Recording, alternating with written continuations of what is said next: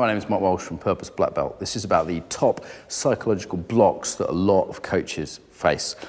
So we sometimes call this orange belt level on if you're doing the Purpose Black Belt course. If you're watching this just on YouTube, enjoy. I've been involved in coaching professionally for about 9 years, actually longer than that. My first exposure to it was about 15 years ago. I run a company for the last 9 years.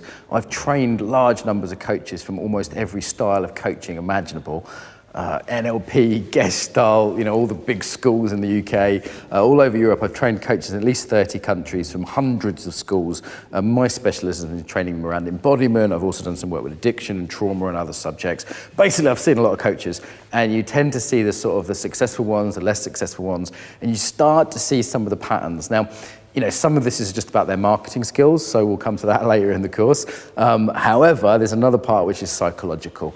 A lot of it is about self-belief. Sorry to be boring, but there's a sort of confidence thing. Sometimes people have got into coaching actually because they have low self-esteem or self-belief themselves, and that's either there in the background and comes out around the subject, or it's like overcompensated for.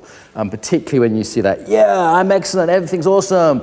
It can be a kind of fake pretending everything in their life is great, and that can be a real barrier to being authentic, and that authenticity is what people really long for, right? So I'd say that sort of overconfidence or underconfidence is a big one. Sometimes there's a sort of magical thinking, everyone read too much on the law of attraction and they think they just have to visualize success rather than kind of actually do the work, right? So I see that in there too. Sometimes it's cultural issue, like a lot of coaching comes from the States, lots of good American friends, blah, blah, blah. However, that American, yeah, you can do it, yeah, it just doesn't work that well.